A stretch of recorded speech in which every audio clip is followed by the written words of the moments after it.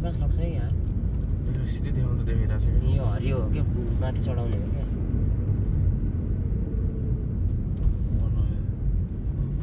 उतापट्टि होइन भनेपछि यतापट्टि हो कि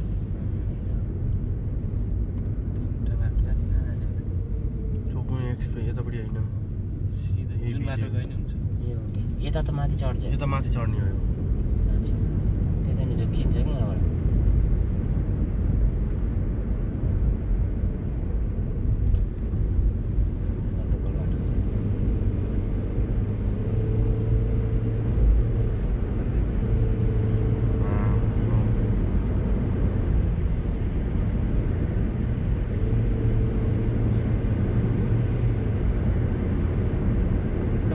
सङ्कस आयो